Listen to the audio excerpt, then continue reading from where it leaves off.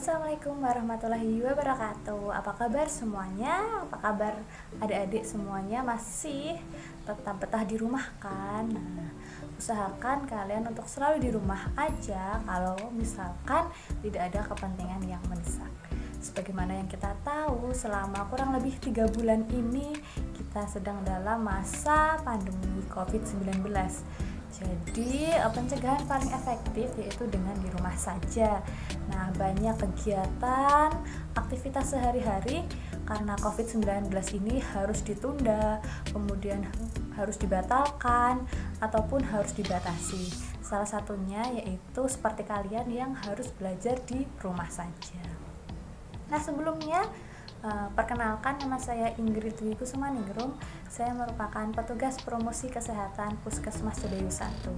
Jadi seperti tahun-tahun sebelumnya, sebenarnya setiap tahunnya di awal semester Puskesmas Cidayu 1 mengadakan penyuluhan di sekolah-sekolah.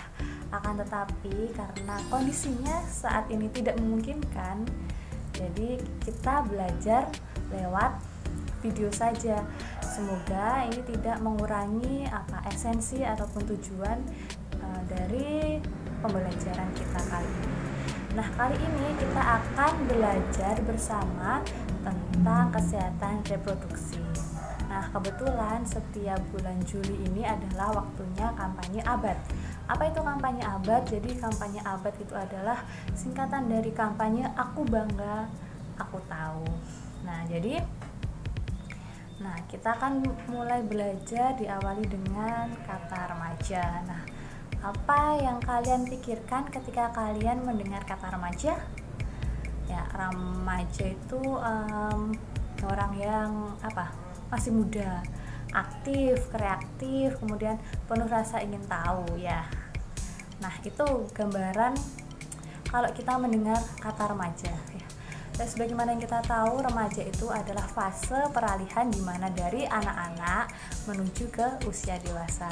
Jadi secara definisi, pengertian remaja itu sendiri adalah individu yang berumur 12 sampai 24 tahun yang ditandai dengan adanya perubahan pada penampilan, baik secara fisik maupun secara psikologis. Jadi secara fisik itu secara yang terlihat mata, dan psikologis itu adalah secara pemikiran dan juga cara untuk memandang sesuatu seperti itu.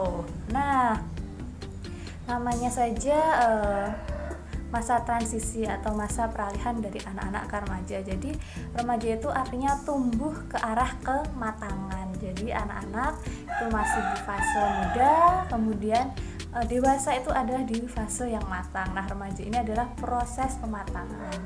Nah, masa remaja merupakan masa yang paling penting dalam kehidupan seseorang karena merupakan masa peralihan dari anak menjadi dewasa. Selain itu, remaja mengalami proses berkembang ke arah kematangan ataupun kemandirian.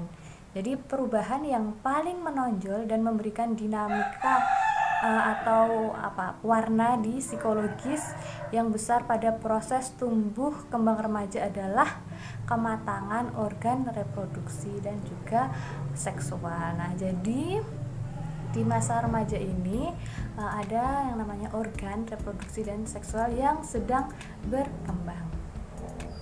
Nah, jadi seorang remaja itu biasanya adalah orang yang rasa ingin tahunya tinggi. Jadi suka mencoba-coba, suka mencari tahu, penasaran seperti itu. Jadi pengen eksis, kemudian pengen tahu segala hal yang baru, hal yang menantang. Nah, seperti itu. Biasanya remaja adalah orang yang sedang aktif-aktifnya mencari tahu dan pengen tahu. Jadi kadang kalau tidak dikontrol ataupun karena kalau tidak diawasi, biasanya bisa terpeleset ke jalan yang belok, agak salah kayak gitu. Ada yang suka hura-hura, suka main-main ini itu. Nah, biasanya remaja identik dengan hal-hal seperti itu. Nah, karena itu tadi remaja adalah proses pematangan ya, pematangan organ reproduksi. Nah, inilah yang menyebabkan remaja itu adalah sasaran empuk dari virus merah jambu. Nah, kalian tahu apa itu virus merah jambu? Nah, virus merah jambu itu adalah ketertarikan, rasa tertarik, rasa kagum, rasa suka kepada lawan jenis. Nah, biasanya di usia remaja ini rasa-rasa seperti itu mulai muncul. Kita tertarik kepada lawan jenis, mulai mengagumi, kemudian pengen mengenal lebih dekat. Nah, ini adalah di masa-masa remaja. Nah, di masa remaja ini adalah masa pubertas. Nah, apa sih ciri seseorang itu sudah dinamakan dia melewati masa pubertas? Nah, jadi untuk laki-laki masa pubertas itu ditandai dengan mimpi basah. Nah, sedangkan untuk perempuan masa pubertas ditandai dengan menstruasi, keluar darah setiap bulannya. Jadi hormon-hormon utama yang mengatur perubahan pada remaja ini yaitu adalah hormon androgen, itu pada pria, dan estrogen pada wanita. Androgen ini juga disebut hormon testosteron. Nah, ini yang mempengaruhi pada remaja pria. Nah, hormon inilah yang menimbulkan atau yang menyebabkan timbulnya penampilan ciri-ciri seksual. Jadi ciri seksual remaja. Nah, jadi remaja itu harus mengerti bahwa begitu dia mendapatkan menstruasi atau mimpi basah, maka dia harus mulai berhati-hati ketika bergaul dengan lawan jenis, karena secara fisik dia telah siap untuk bisa hamil dan juga bisa menghamili. Nah, perlu diingat ya, bisa hamil atau tidaknya remaja putri bila melakukan hubungan seksual itu tidak tergantung berapa kali dia melakukan hubungan itu, tetapi tergantung pada waktunya, kapan dia melakukan hubungan itu, apakah pada saat masa subur atau tidak. Jadi jangan kalian pikir kalian cuma melakukan sekali itu aman-aman saja, tidak sama sekali. Jadi ketika belum waktunya, jangan kalian coba-coba, karena terjadinya kehamilan atau tidak itu tidak dipengaruhi frekuensi, tetapi waktu ketika melakukannya, seperti itu. Nah, jadi kenapa sangat penting bagi remaja mengetahui tentang kesehatan reproduksi? Nah, ciri-ciri sekunder atau yang terlihat dari perkembangan remaja itu bisa dilihat dari, untuk laki-laki, biasanya laki-laki itu mulai tumbuh rambut-rambut halus di wajah, kemudian suara sudah mulai berat, kemudian timbul jakun. Nah, itu yang secara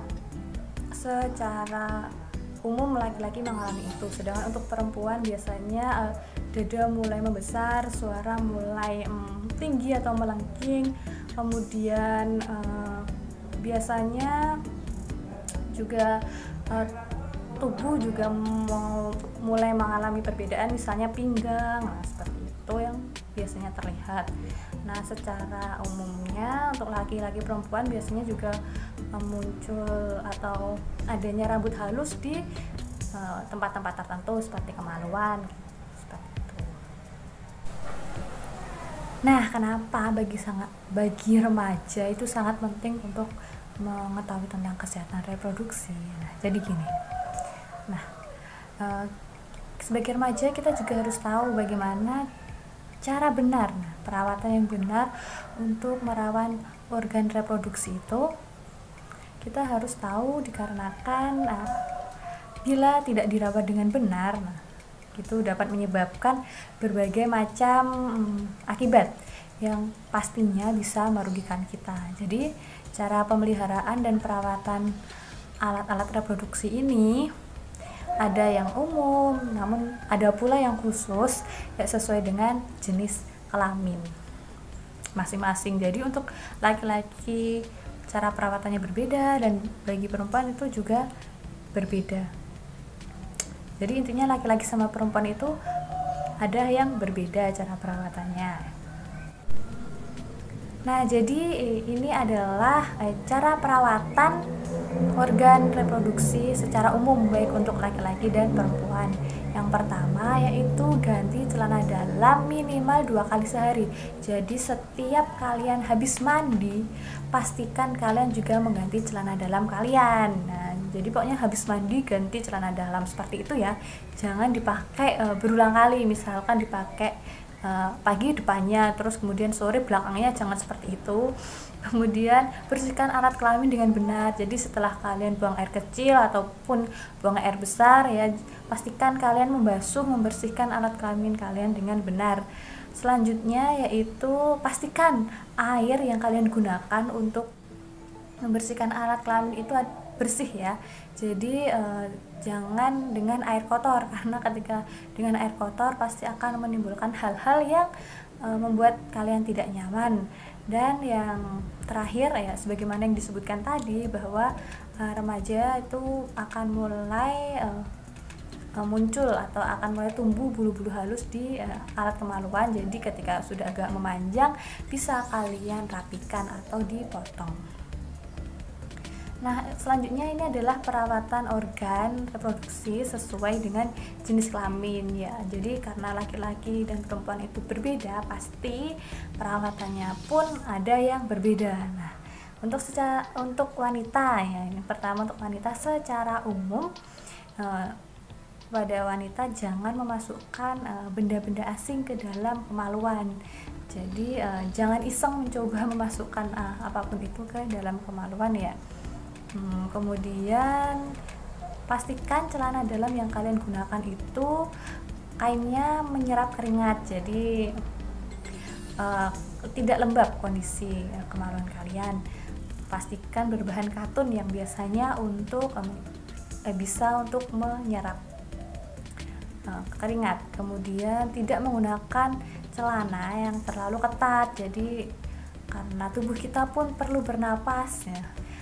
Dan karena terlalu ketat itu juga bisa mempengaruhi peredaran darah, jadi pastikan menggunakan celana yang nyaman bagi kalian. Nah, seperti itu.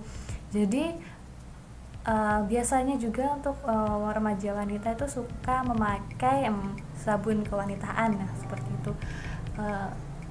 Menurut dokter, pembersih untuk kemaluan wanita itu pembersih paling baik adalah air bersih. Jadi apabila tidak urgent atau tidak dibutuhkan, lebih baik membilas kemaluan kalian dengan air saja, jangan dengan obat-obat kewanitaan, karena ada beberapa perempuan yang sensitif atau alergi dengan obat-obat seperti itu.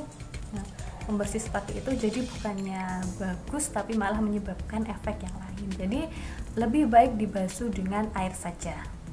Nah, kemudian sebagaimana kita tahu, wanita itu ketika sudah menuju ke arah dewasa mengalami yang namanya menstruasi. Nah, ketika menstruasi kita harus mengganti pembalut minimal 4-6. Jadi gunakan atau pastikan kalian mengganti pembalut ketika sudah terasa penuh, ataupun bisa kalian jadwalkan setiap berapa jam sekali, 3 jam sekali, 4 jam sekali. Jadi jangan bosan atau jangan malas untuk mengganti pembalut, karena apabila pembalut tidak diganti itu bisa menyebabkan jamur. Nah, karena alat kemaluan kita lembab di dalam sana. Nah, saat menstruasi tubuh akan memproduksi lebih banyak keringat. Jadi pastikan kalian juga mandi dengan bersih dan juga boleh keramas juga karena untuk kebersihan diri. Kemudian banyak minum air putih. Nah, ini yang paling penting ya. Nah, ingat bahwa kita setiap harinya minimal minum air putih itu 8 gelas sehari. Apalagi di saat menstruasi seperti ini kadang sampai ada yang sakit perutnya, kemudian ada sampai yang susah untuk beraktivitas. Nah, jangan lupa untuk mengkonsumsi air putih sebanyak-banyaknya. Dan bagi wanita kalau memang tidak dianjurkan oleh dokter atau memang tidak urgent, tidak usah mengkonsumsi minuman pereda rasa sakit, nah kecuali itu memang ada anjuran dari dokter. Nah kemudian ini yang memperbanyak konsumsi buah dan sayur. Nah jadi kurang-kurangi makanan instan, mie, kemudian atau makanan fast food, cepat saji seperti ayam-ayam goreng, burger atau apapun itu. Jadi yang paling baik itu perbanyak makan buah dan sayur.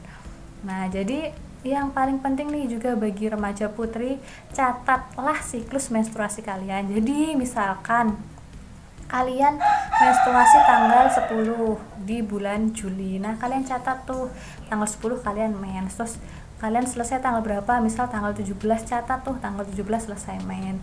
Kemudian di bulan berikutnya kalian lakukan lagi mencatat awal haid dan akhir haid supaya kalian tahu siklus masa subur kalian. Jadi buat remaja putri ya, jangan malas untuk mencatat siklus menstruasi kalian, karena itu juga penting bagi kalian untuk mengetahui siklus kesuburan kalian. Nah itu tadi untuk perempuan. Nah bagaimana untuk yang laki-laki? Bagi yang laki-laki sebenarnya perawatannya ternyata lebih sederhana, bukan lebih sederhana tapi lebih simpel dibandingkan perempuan yang agak ribet. Nah jadi yang laki-laki ini tidak menggunakan celana yang ketat. Nah jadi hindari pemakaian celana-celana yang ketat ya bagi laki-laki. Karena apa? Karena itu akan mempengaruhi suhu testis ya, sehingga menghambat produksi sperma kalian. Nah jadi gunakanlah sekali lagi gunakanlah celana yang nyaman bagi kalian, jangan yang terlalu pas apalagi terlalu kecil. Kemudian untuk laki-laki melakukan sunat untuk mencegah pertumbuhan kotoran pada alat kelamin. Nah bagi laki-laki sunat ini ternyata membuat pengaruh yang bagus. Salah satunya itu mengurangi resiko infeksi saluran kencing. Itu bagi yang laki-laki. Nah kita tadi udah belajar tentang organnya. Nah jadi kalian sering mendengar tentang aborsi, kemudian tentang hamil di luar nikah, kemudian pernikahan dini atau apapun, pasti kalian sering mendengar ataupun sering melihat ya. Nah ini kita akan belajar tentang bahaya seks bebas bagi remaja. Nah seks bebas itu apa sih? Nah jadi aktivitas seks. Nah, seks itu adalah merupakan hubungan antara laki-laki dan perempuan. Nah, tapi hubungan ini dilakukan tuh kalau di Indonesia ini sesuai norma, adat istiadat dan juga agama, ini dilakukan bagi laki-laki dan perempuan yang sudah dalam ikatan perkawinan. Jadi dilakukan ketika kalian sudah menikah, sepasang suami istri. Nah bagi remaja, berarti bagi remaja aktivitas ini atau kegiatan ini belum diperlukan. Karena memang kenapa? Karena remaja itu tadi adalah proses pematangan, sehingga pada fase remaja ini organ reproduksi kalian itu sebenarnya belum matang. Artinya apa? Artinya itu bahwa kalian belum waktunya melakukan hal ini. Nah, bahaya seks bebas itu sendiri yang pertama, yang terlihat, yang bisa kita lihat itu akan bisa menimbulkan penyakit kelamin atau biasa yang disebut penyakit menular seksual ataupun infeksi menular seksual. Nah, ini adalah penyakit yang ditularkan dari seseorang kepada orang lain melalui hubungan seksual. Nah, bila tidak diobati dengan benar, penyakit ini dapat berakibat serius bagi kesehatan reproduksi. Jadi bisa susah punya anak, kemudian bisa menyebabkan cacat kepada anak yang akan dilahirkan atau anak yang sedang dikandung. Bahkan banyak penyakit menular seksual ini yang bisa mengakibatkan kematian. Nah, salah satu penyakit seksual menular seksual yang banyak dibahas karena dia adalah penyakit yang belum ada obatnya, yaitu penyakit HIV dan AIDS. Nah, kalian apakah pernah mendengarnya sebelumnya? Mendengar, melihat di berita ataupun membaca tentang HIV/AIDS? Adakah mungkin ada yang pernah mendengar, tapi ada juga yang belum pernah mendengar. Jadi kali ini kita akan belajar mengenai penyebab, tanda gejala, cara penularan, syarat penularan, dan cara pencegahan serta pengobatan HIV/AIDS ini. Nah, HIV/AIDS ini penyakit yang sangat terkenal karena dia bisa menyebabkan kematian dan sampai sekarang belum ada obatnya. Nah, HIV itu apa sih? Nah, HIV itu merupakan singkatan nama virus yang terdiri dari H-nya itu human, M-nya immunodeficiency, F-nya adalah virus. Jadi human immunodeficiency virus. Jadi adalah virus HIV ini adalah virus yang menyerang sistem kekebalan tubuh manusia. Jadi di tubuh kita ini ada sistem kekebalan tubuh yang bernama sel darah putih. Nah, jadi sel darah putih inilah yang diserang oleh virus ini. Ya, tubuh kita itu membutuhkan sel darah putih sebagai penjaga, atau dia adalah penjaga agar tubuh kita selalu sehat. Nah, dia yang menyebabkan tubuh kita menjadi bisa kuat melawan penyakit-penyakit yang datang. Jadi ketika sistem kekebalan tubuh kita atau sel darah putih kita diserang, maka ibaratnya penjaga kita itu mulai menghilang. Jadi ketika sel darah putih kita diserang, maka penjaga tubuh kita itu menjadi lemah. Nah, ketika lemah, lama-lama dia bisa mati. Jadi ketika tubuh kita sudah tidak ada yang namanya sel darah putih, atau sel darah putih kita rusak atau berkurang, maka tubuh kita jadi mudah untuk terkena penyakit. Nah, dan virus HIV ini sangat cepat untuk memperbanyak diri. Jadi virusnya bisa cepat untuk mereplikasi diri dan dapat menular dengan mekanisme tertentu.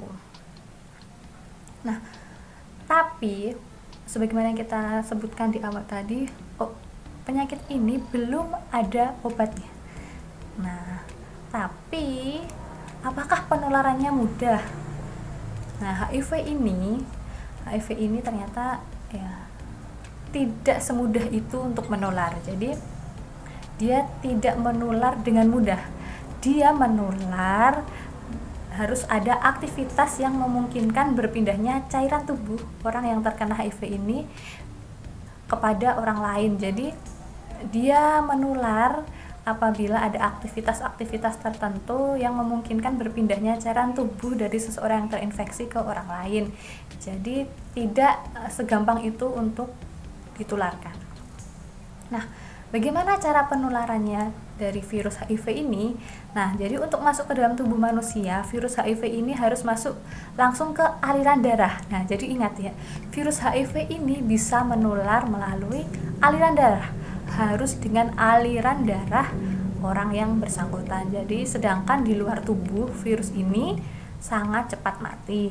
Jadi, HIV bertahan lebih lama di luar tubuh manusia hanya bila di dalam darah. Nah, jadi ketika di luar darah dia tidak bisa hidup, dan ketika darah itu kering, misal di luar tubuh, maka virus HIV itu pun bisa ikut mati.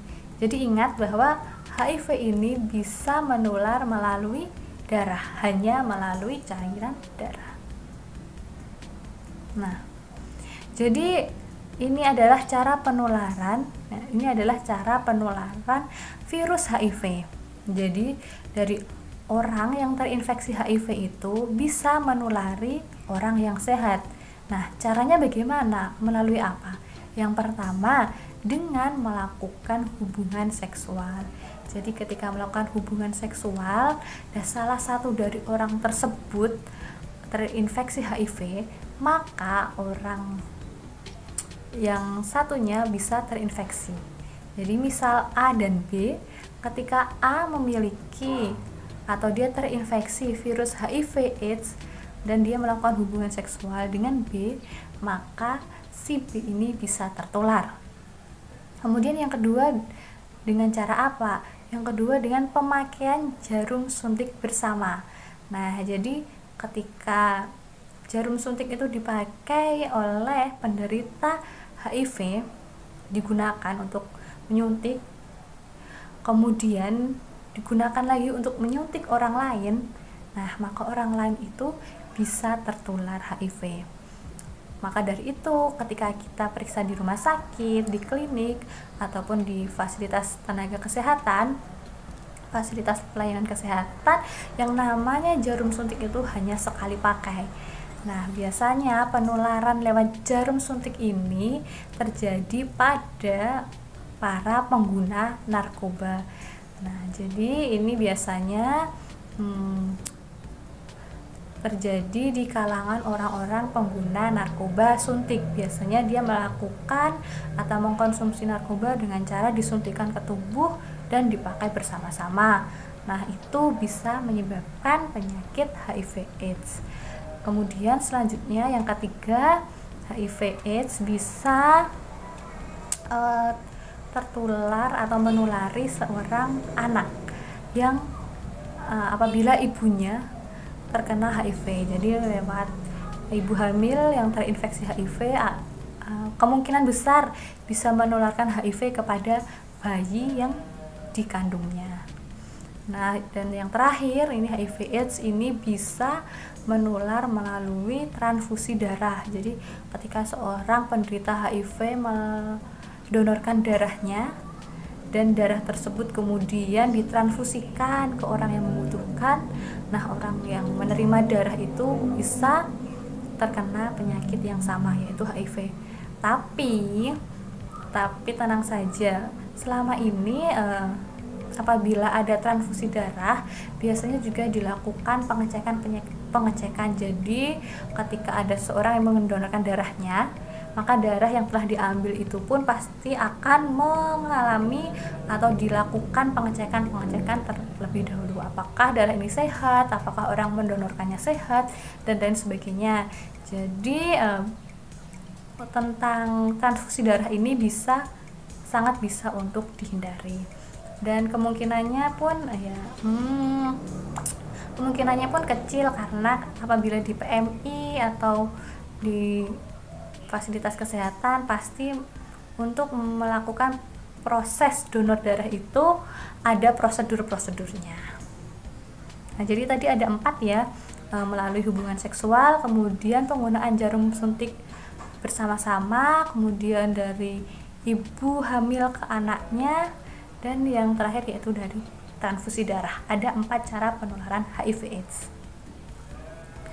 Nah, itu tadi cara penularannya. Nah, untuk orang yang beresiko terkena HIV/AIDS ini siapa saja sih? Nah, siapa saja orang yang beresiko terkena HIV/AIDS? Nah, yang pertama yaitu adalah pekerja seks atau orang-orang yang melakukan hubungan seks dengan pasangan yang mengidap HIV/AIDS tanpa menggunakan pengaman. Kemudian selanjutnya seseorang yang menggunakan alat suntik tidak steril, yang berulang kali yang dilakukan bersama-sama dan bergantian dengan seseorang yang mengidap HIV. Kemudian seseorang yang melukai kulit atau melakukan tato, tindik, menggunakan jarum yang terkontaminasi HIV dari seseorang yang mengidap HIV, dan selanjutnya adalah bayi yang dikandung perempuan pengidap HIV. Nah, sebagaimana yang disebutkan tadi bahwa HIV ini belum ada obatnya. Jadi penderita HIV ini tidak bisa sembuh.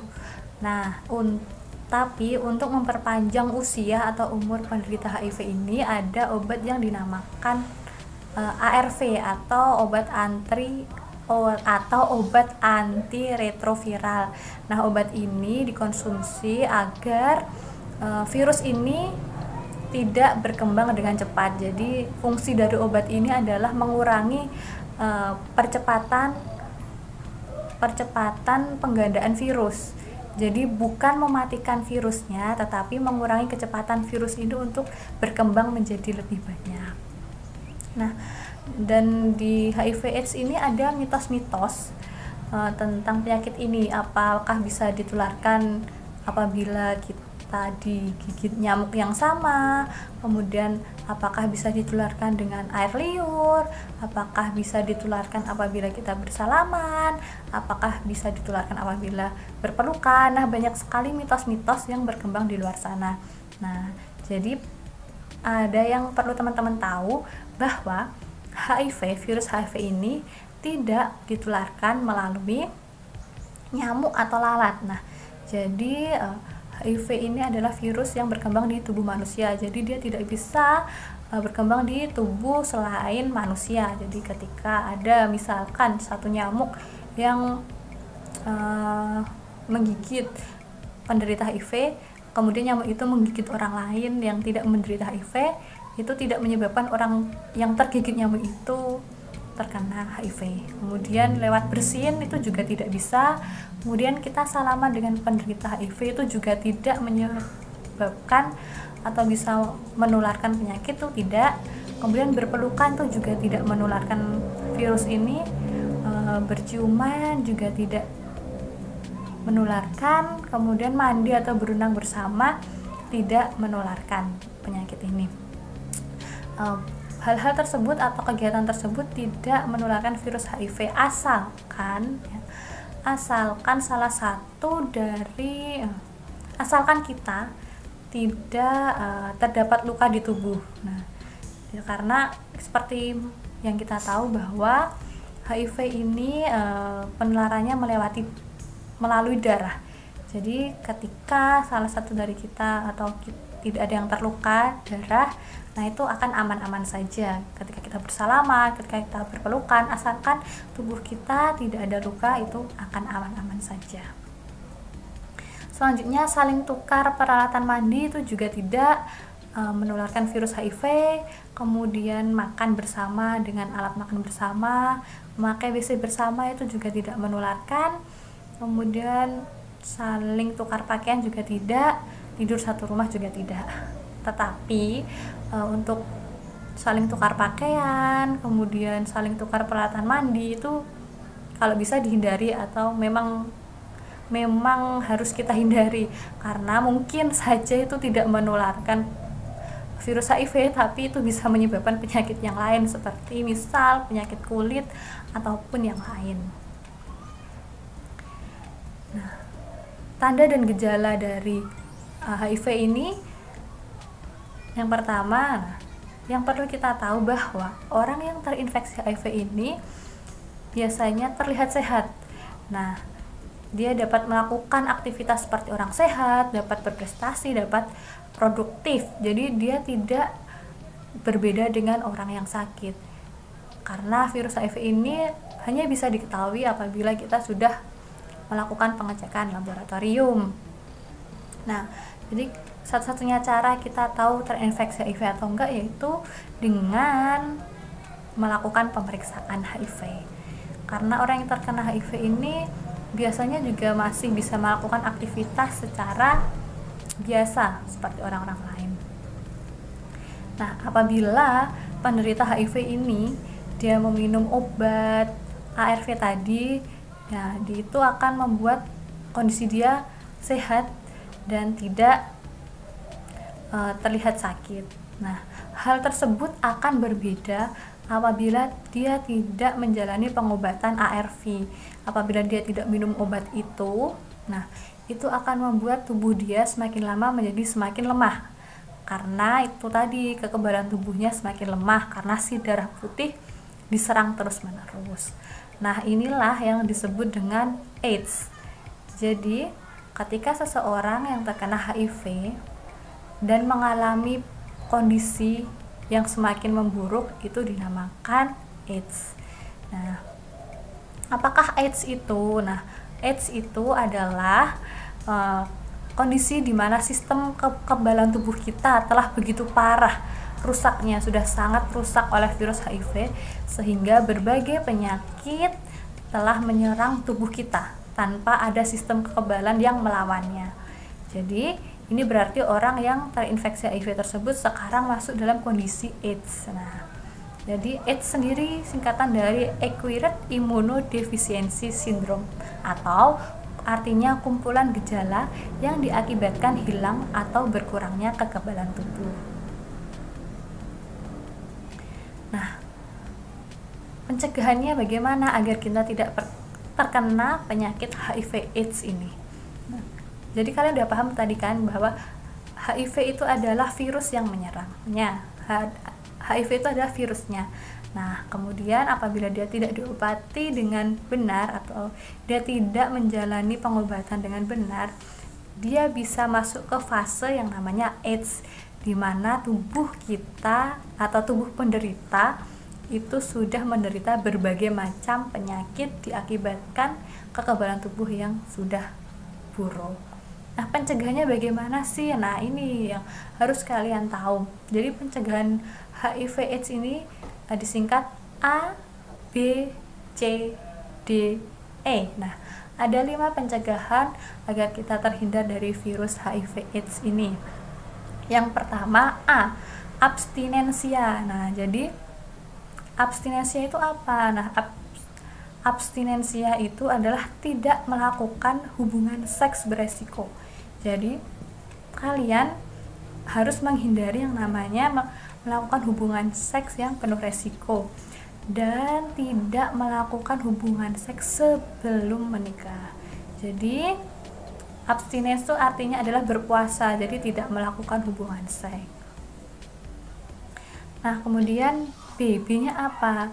Nah, B-nya yaitu be faithful atau setia. Nah, ini bagi yang sudah memiliki pasangan.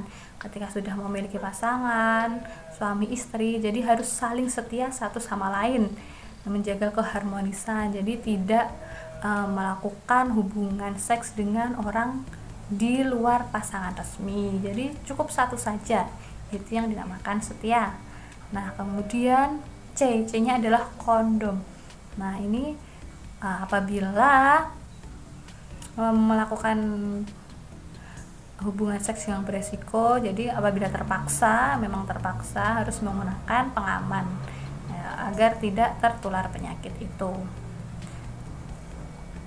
Kemudian D-nya apa? D-nya yaitu drug. Nah, jadi adalah tidak mengkonsumsi narkoba. Nah, jadi sebagaimana yang sudah disebutkan tadi bahwa salah satu cara penularan HIV itu dengan penggunaan jarum suntik bersama-sama. Jadi menghindari pemakaian narkoba merupakan cara efektif untuk mencegah terkena penyakit HIV ini. Nah, jadi jangan sekali-sekali untuk mencoba atau penasaran dengan narkoba ya teman-teman, karena efek dari narkoba itu sangat luar biasa. Teman-teman punya masa depan yang sangat cerah, kalian punya cita-cita, punya harapan, jadi kejarlah cita-cita itu dan jangan menggunakan waktu kalian dengan hal-hal yang sia-sia. Salah satunya yaitu dengan mengkonsumsi narkoba, karena ketika sekali kalian mengkonsumsi narkoba itu akan merusak hidup kalian. Nah, tadi udah A, B, C, D, dan yang terakhir adalah E. Ini ada 2 versi. Yang pertama yaitu equipment sharing release. Jadi equipment adalah peralatan, jadi kalian tidak menggunakan peralatan seperti pisau cukur, jarum untuk bersama-sama. Nah, jadi jangan sharing atau berbagi alat-alat tersebut. Nah, yang kedua yaitu education. Jadi kalian harus mengetahui tentang informasi yang baik dan benar tentang HIV/AIDS. Jadi kalian bisa menghindari penyakit tersebut dan bisa melakukan pencegahannya. Jadi kalian sebagai generasi muda dengan masa depan yang cerah, yang memiliki cita-cita, kemudian kalian dengan segala harapan dari orang tua, diri kalian sendiri, jadi gunakanlah masa muda kalian ini dengan hal-hal yang positif, hal-hal yang berguna. Jadi carilah hobi atau kegiatan yang positif yang kalian sukai, tapi tidak merugikan orang lain. Kemudian perbanyak ibadah menurut agama kalian masing-masing. Kemudian jauhi media yang berbau seks atau porno, karena itu akan mempengaruhi pola pikir kalian, akan mempengaruhi kalian secara psikologis.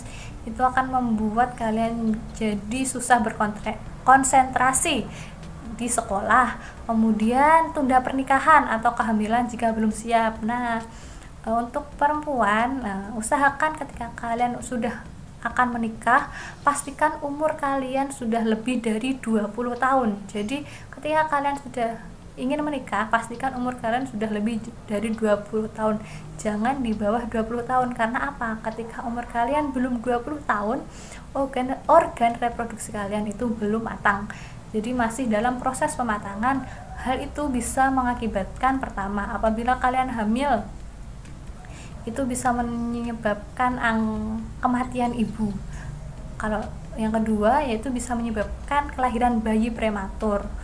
Dan yang ketiga, itu akan mempengaruhi secara psikologis ketika kalian memiliki anak di usia muda. Biasanya untuk pengasuhannya pun kalian belum siap dan matang, dan itu akan mempengaruhi kehidupan anak kalian. Dan mumpung kalian masih muda, masih penuh semangat, carilah ilmu setinggi mungkin dan sebanyak mungkin. Nah, seperti itu. Nah, itu tadi kita belajar bersama tentang HIV/AIDS dan juga kesehatan reproduksi. Jadi selagi kalian masih muda, masih penuh semangat, carilah ilmu sebanyak-banyaknya dan setinggi mungkin. Ya, sebelum kita tutup video ini, mengingatkan kembali bahwa saat ini kita masih dalam keadaan berperang melawan COVID-19. Jadi usahakan teman-teman, jika memang tidak ada keperluan yang sangat mendesak atau urgent, tolong untuk di rumah saja.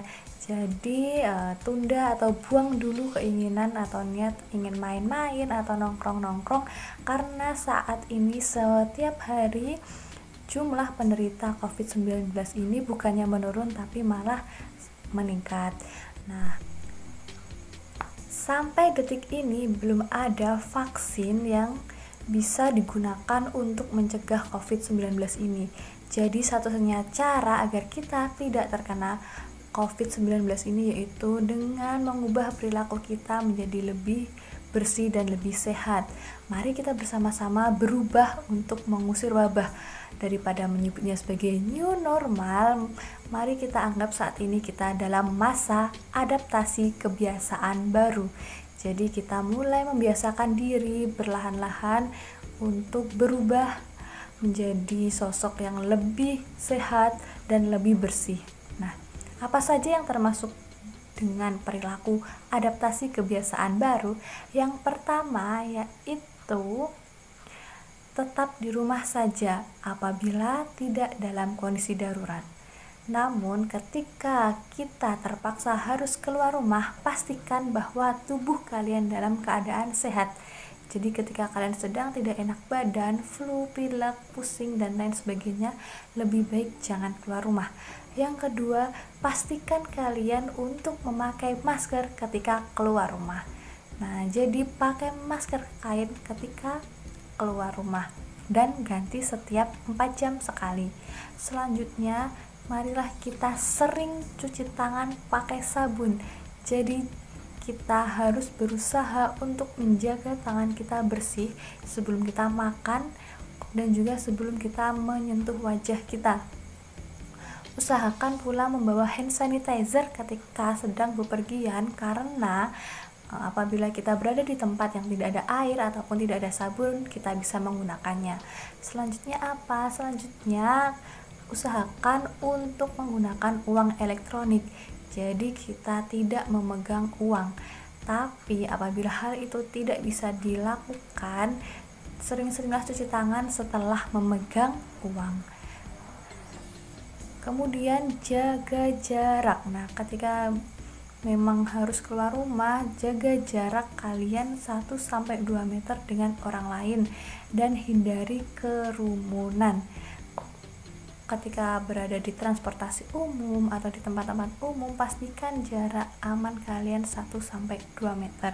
Selanjutnya yaitu pastikan bahwa lansia dan juga bayi balita untuk tetap di rumah saja karena mereka adalah golongan yang rentan.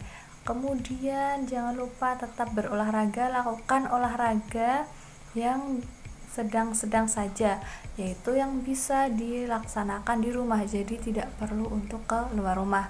Dan jangan lupa perbanyak makan buah dan sayur. Satu lagi, ketika kalian berada di luar rumah, usahakan tidak berjabat tangan dengan orang lain. Nah, itu tadi adalah kebiasaan-kebiasaan baru yang harus kita lakukan untuk mencegah terjadinya penularan COVID-19. Karena sehat itu dimulai dari diri sendiri, mari kita berusaha untuk mengubah diri sendiri, kemudian orang-orang terdekat kita, agar kita bisa bersama-sama melawan COVID-19 ini. Ya, cukup sekian dari saya. Semoga ini bermanfaat. Kita bersama-sama untuk mencegah, karena mencegah lebih baik daripada mengobati. Terima kasih. Wassalamualaikum warahmatullahi wabarakatuh.